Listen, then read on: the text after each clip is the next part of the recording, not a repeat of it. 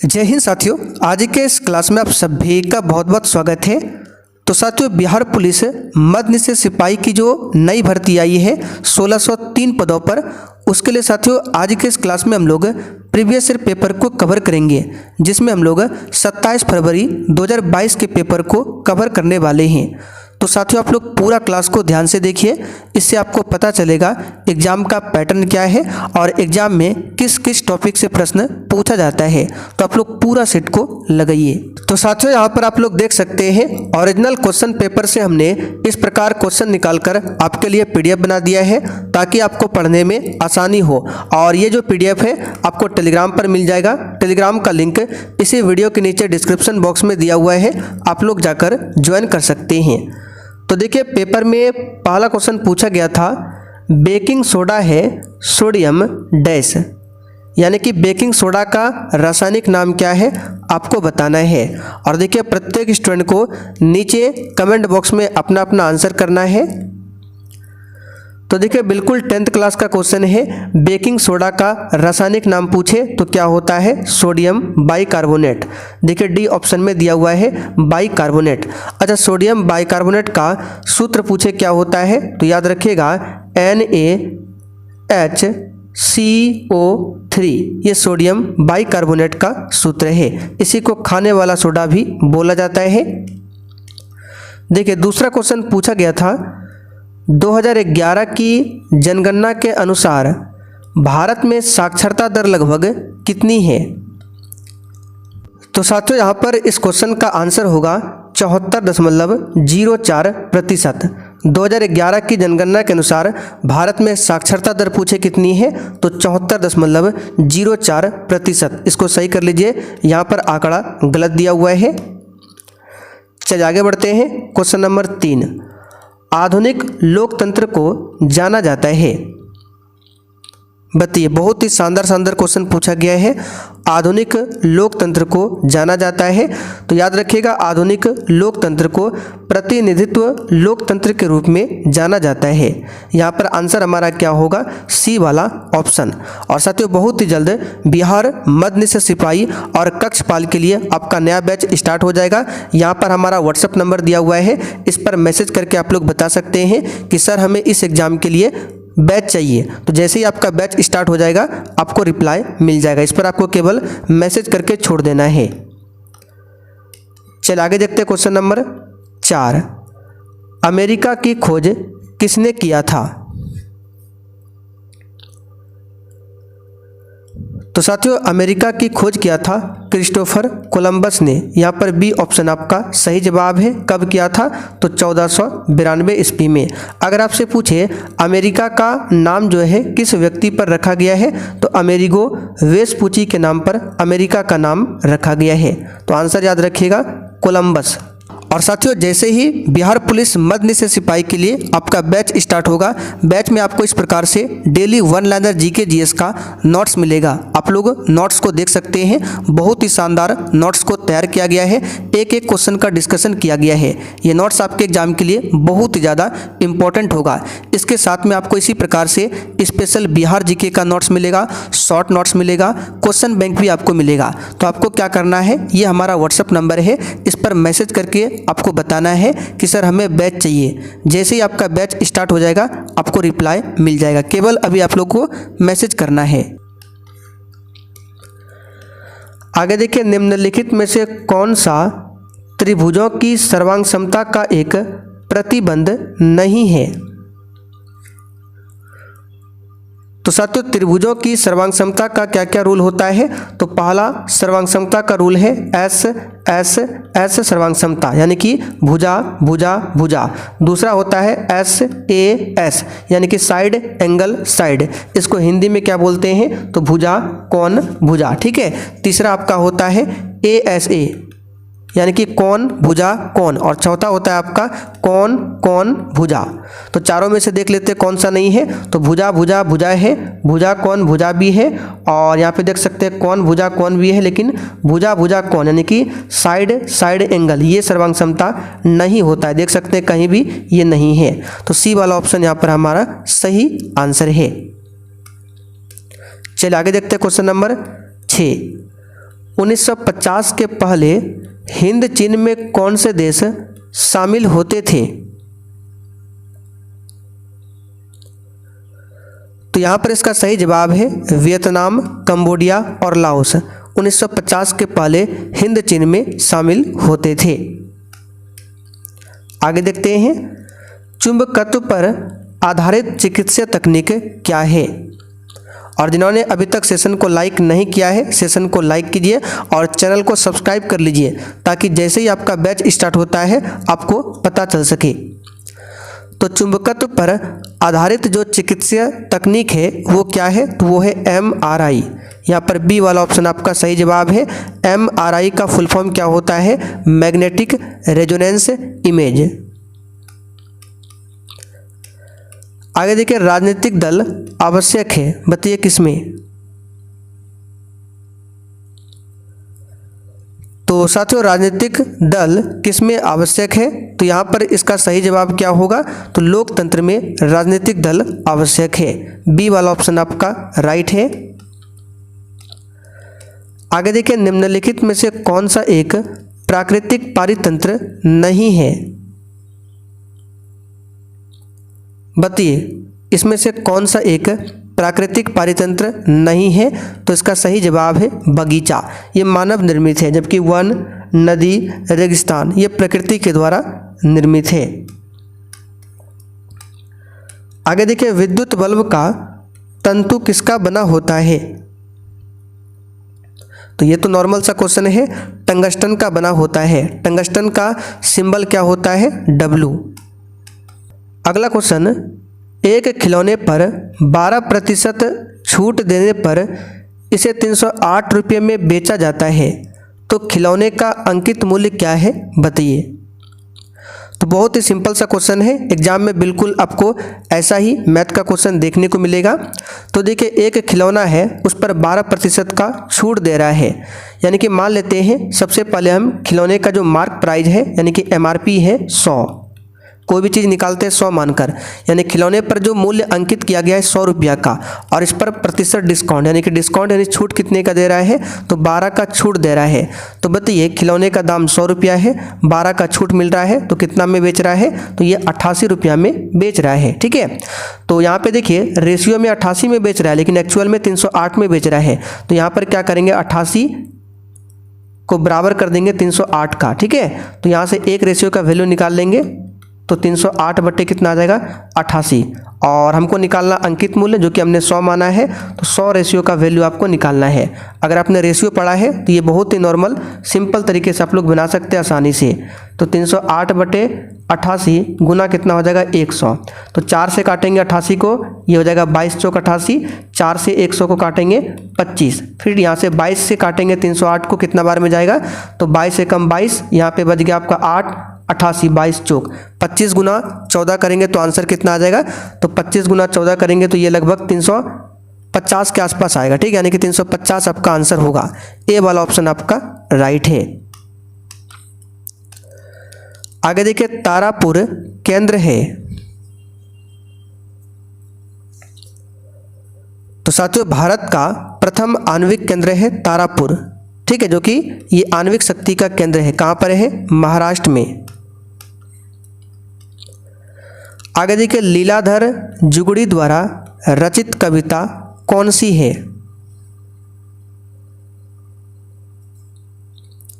तो यहाँ पर इसका सही जवाब क्या होगा? मेरा ईश्वर। लीलाधर जुगड़ी द्वारा रचित कविता है मेरा ईश्वर।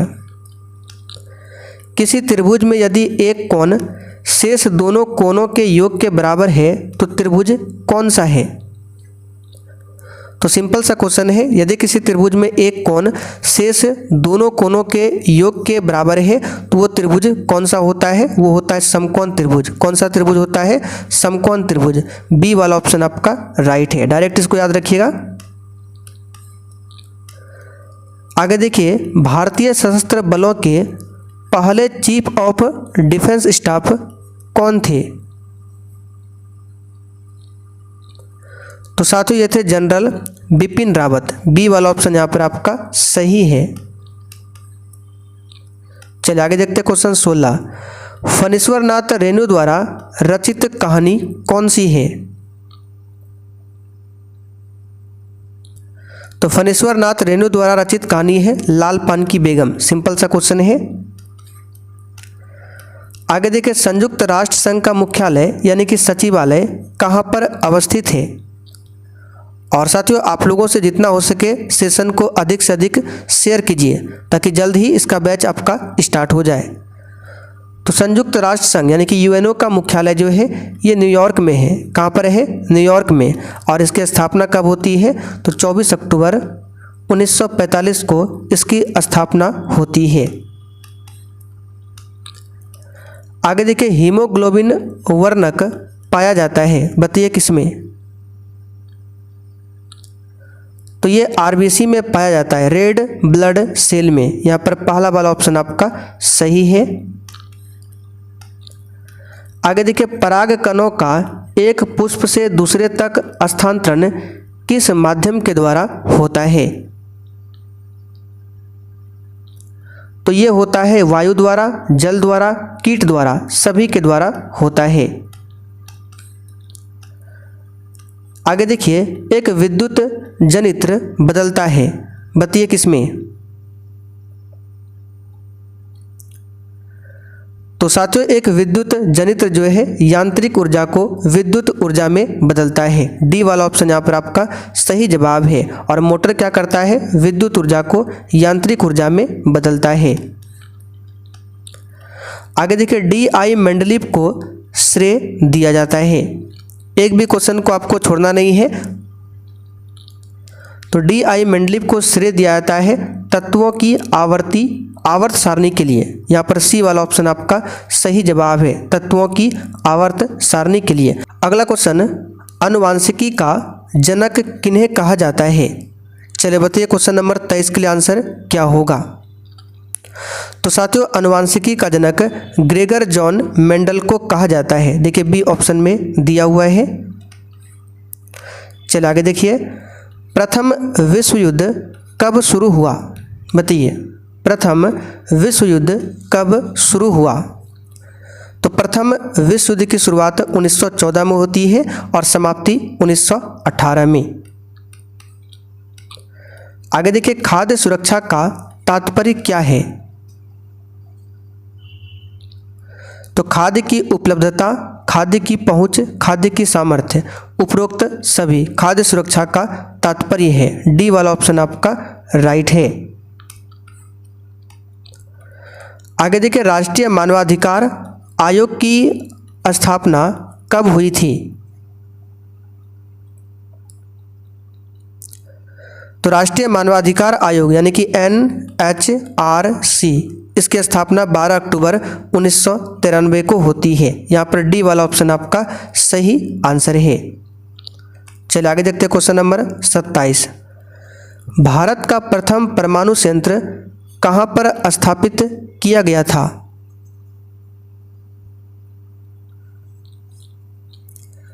तो साथियों, भारत का प्रथम आणविक केंद्र जो है तारापुर महाराष्ट्र में स्थापित किया गया था। बी वाला ऑप्शन यहाँ पर आपका सही है। आगे देखिए, बैलाडीला श्रेणी किस जिले में स्थित है? तो बैलाडीला श्रेणी की बात करें, ये छत्तीसगढ़ के दांतेवाड़ा जिले में है। कहाँ पर है? दांतेवाड़ा जिले में। तो ऑप्शन में नहीं दिया हुआ है, इसको सही कर लेंगे। क्या होगा? छत्तीसगढ़ के दांतेवाड़ा जिले में अवस्थित है बैलाडीला की श्रेणी। ठीक है। और बैलाडीला किस लिए प्रसिद्ध है? तो याद रखिएगा, यहाँ पर प्रचुर मात्रा में लौह खनिज पाया जाता है, इसलिए यानी कि लौह खनिज के लिए, लौह अयस्क के लिए प्रसिद्ध है बैलाडीला की श्रेणी। सरहुल पर्व कौन मनाते हैं? आंसर है मुंडा जनजातियों के द्वारा मनाया जाता है। आगे बढ़ते क्वेश्चन 30। अमन फसल किससे संबंधित है? इसका सही जवाब है धान से संबंधित है। स्वयं सहायता समूह में ऋण संबंधी अधिकांश निर्णय लिए जाते हैं, बताइए किसके द्वारा? तो स्वयं सहायता समूह में ऋण संबंधी अधिकांश निर्णय जो है सदस्यों के द्वारा लिए जाते हैं। बी ऑप्शन यहाँ पर आपका सही है। आगे देखिए, किस विकल्प में सही विलोम युग्म है? तो यहाँ पर देखिए इसका सही जवाब है गौरव का विलोम होता है लाघव, ये सही है। बाकी यहाँ पे अनादर का निरादर दिया है, गलत है। ये जो अनादर होता है इसका क्या होता है उल्टा आदर, निरादर नहीं होगा। अनादर का क्या होगा आदर। अनूठा का यहाँ पर बेजोड़ दिया हुआ, ये भी गलत है। इशारा का सैन, ये भी गलत है। केवल यहाँ पर डी वाला ऑप्शन राइट है। पृथ्वी की कुल सतह जो पानी से ढका हुआ है बताइए कितना है? तो ये है 71%। अब 71% के आसपास जो ऑप्शन है वही आपको आंसर करना होगा। एग्जाम में इसी तरह से पूछा जाता है। तो 71 के आसपास 75 है, तो आंसर हम लोग क्या कर देंगे 75%। एक कहानी यह भी किसकी रचना है? तो एक कहानी यह भी ये मन्नू भंडारी की रचना है। आगे देखिए, कौन भौतिक पूंजी का उदाहरण नहीं है? तो यहाँ पर इसका सही जवाब क्या होगा? शिक्षा व प्रशिक्षण, ये भौतिक पूंजी का उदाहरण नहीं है। बाकी यंत्र, मशीन, भवन, कच्चा माल ये सभी है। आगे देखिए, असमतापी जंतु जिनका हृदय द्विकक्षीय होता है बताइए कौन है? देखिए, असमतापी जंतु क्या होता है? वे जीव होते हैं जो अपने शरीर का तापमान वातावरण के अनुसार नियंत्रित नहीं कर पाते, असमतापी कहलाते हैं। और असमतापी जंतु का हृदय द्विकक्षीय होता है। ठीक है, याद रखिएगा द्विकक्षीय होता है। और इसमें से आपका आ जाएगा सैलामेंडर, ये असमतापी जंतु है। बी वाला ऑप्शन यहाँ पर आपका राइट है। क्रिया बल एवं प्रतिक्रिया बल हमेशा लगते हैं। इसका सही जवाब क्या होगा? अलग अलग वस्तुओं पर और विपरीत दिशाओं में। ये न्यूटन के गति का तीसरा नियम है। आगे देखिए, निम्न में से किस क्षेत्र में मौसमी बेरोजगारी की समस्या होती है?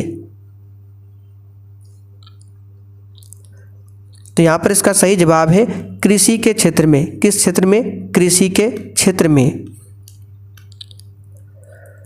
निम्नलिखित में से किसका बीज प्रोटीन एवं वसा तेल का प्रचुर स्रोत है? आंसर है सोयाबीन का। बी वाला ऑप्शन यहाँ पर आपका सही है। आगे देखिए, राष्ट्रपति को महाभियोग की प्रक्रिया से कौन अपदस्थ कर सकता है? इसका आंसर है संसद कर सकता है। इसके लिए आर्टिकल 61 के तहत महाभियोग की प्रक्रिया लगाई जाती है राष्ट्रपति पर। आगे देखिए, मतदाता सूची को आमतौर पर कहा जाता है बताइए क्या? तो साथियों, मतदाता सूची को आमतौर पर क्या बोला जाता है? Voters list. यहाँ पे देखिए सी ऑप्शन में दिया हुआ है, इसका आंसर है सी ऑप्शन। और मतदाता सूची को कौन तैयार करता है? निर्वाचन आयोग। आगे देखिए, राज्यसभा का सभापति अपना त्यागपत्र संबोधित करता है बताइए किसको? तो देखिए साथियों, राज्यसभा का सभापति कौन होता है? उपराष्ट्रपति। तो उपराष्ट्रपति अपना त्यागपत्र किसे देगा? तो भारत के राष्ट्रपति को देता है। और राष्ट्रपति अपना त्यागपत्र देना चाहे तो किसको देगा? उपराष्ट्रपति को। आगे देखिए, निम्न में से कौन दक्षिण अफ्रीका के रंगभेद आंदोलन से संबंधित है? तो साथियों, ये नेल्सन मंडेला संबंधित है। यहाँ पर बी वाला ऑप्शन आपका सही होगा। आगे देखिए, एक पासे को फेंकने पर अभाज्य संख्या प्राप्त होने की प्रायिकता क्या है? तो देखिए, पासा जो होता है लूडो गोटी, उसमें 1 से लेके 6 तक अंक होता है। 1 2 3 4 5 6। तो एक पासे को फेंकने पर अभाज्य संख्या प्राप्त होने की घटना, तो प्रायिकता किस तरह से निकालते हैं? जो टोटल अंक है उसको नीचे लिखते हैं और जो निकालने के लिए बोल रहा है उसको ऊपर। तो अभाज्य संख्या बोल रहा है तो अभाज्य संख्या यहाँ पे 4 आ जाएगा, सॉरी अभाज्य संख्या आपका 4 नहीं होगा, अभाज्य संख्या यहाँ पर आपका होगा 2, 3 और 6। जिसका केवल 2 गुणनखंड हो उसको अभाज्य संख्या कहते हैं। तो 2 का केवल 2 गुणनखंड होगा, 1 और 2। 3 का भी केवल 1 और 3 ही होगा। 5 का भी 1 और 6 ही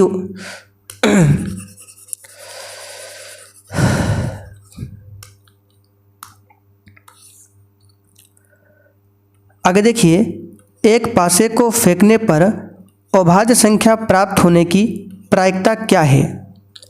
तो देखिए, पासा जो होता है यानी कि लूडो गोटी, उस पर 1 से लेकर 6 तक अंक होता है। 2, 3, 4, 5, 6। तो प्रायिकता कैसे निकालते हैं? तो प्रायिकता निकालने के लिए कुल अंक को नीचे लिखते हैं। तो टोटल अंक कितना है? 6, उसको लिखिए नीचे, और जो निकालने के लिए बोल रहा है उसको ऊपर। तो अभाज्य संख्या निकालना है। तो अभाज्य संख्या किसको कहते हैं? जिसका केवल 2 गुणनखंड हो। तो 2 का अगर गुणनखंड निकालेंगे तो 2 में केवल 1 से भाग लगेगा और 2 से लगेगा।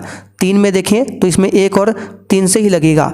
5 में 1 और 5 से ही लगेगा। तो 2, 3, 5 ये अभाज्य संख्या है। जबकि 4 की बात करें तो ये भाज्य है, क्योंकि इसमें 1 से भाग लगता है, 2 से भी लगेगा, 4 से भी लगेगा, यानी इसका जो गुणनखंड है 3 हो गया। और अभाज्य संख्या के लिए केवल 2 ही गुणनखंड चाहिए। जैसे यहाँ पर देख सकते हैं केवल 2 है। तो टोटल कितना है देख सकते हैं यहाँ पे, 1, 2 और 3, यानी 3 अभाज्य संख्या है 1 से 6 तक में। तो ऊपर रख देंगे 3। अब इसको काट दीजिए तो 1/2 आ जाएगा। यहाँ पर देख सकते हैं डी ऑप्शन में दिया है। पंडित बिरजू महाराज का संबंध किस नृत्य से है? आंसर है कथक नृत्य से। चलिए आगे बढ़ते हैं। एक कंपनी जो 1 से अधिक देशों में उत्पादन का स्वामित्व रखती है या नियंत्रण करती है, वह कहलाती है। आंसर है बहुराष्ट्रीय कंपनी यानी कि MNC। कौन से समूह के सभी शब्द कमल के पर्यायवाची है? सही जवाब है सी वाला ऑप्शन, सरोज, पंकज, अरविंद, ये कमल के पर्यायवाची है।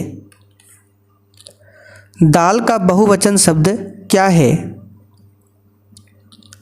तो दाल का बहुवचन होता है दालें। यहाँ पर देखिए डी ऑप्शन में दिया हुआ है दालें। चलिए आगे देखिए, देशों के बीच विकास की तुलना करने हेतु उपयोग मापक क्या है?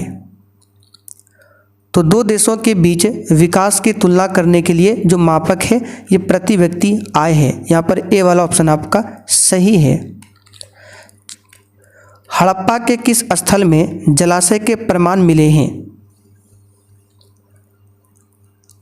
इसका सही जवाब क्या होगा? धौलावीरा से। कहाँ से मिले हैं? धौलावीरा से। बी ऑप्शन यहाँ पर आपका राइट है। ये कहाँ पर है? गुजरात में स्थित है। तो साथियों आज के लिए इतना ही रहने देते हैं। बाकी पेपर में जो भी क्वेश्चन बचा हुआ है उसको नेक्स्ट वीडियो में हम लोग कवर कर लेंगे। फिर से रिपीट कर देते हैं, ये व्हाट्सअप नंबर है, इस पर आप लोग मैसेज कर दीजिए कि सर हमें बिहार मध्य निषेध सिपाही या कक्षपाल के लिए बैच चाहिए। तो जैसे ही बैच स्टार्ट हो जाएगा आपको रिप्लाई मिल जाएगा। इस पर आपको केवल मैसेज करना है।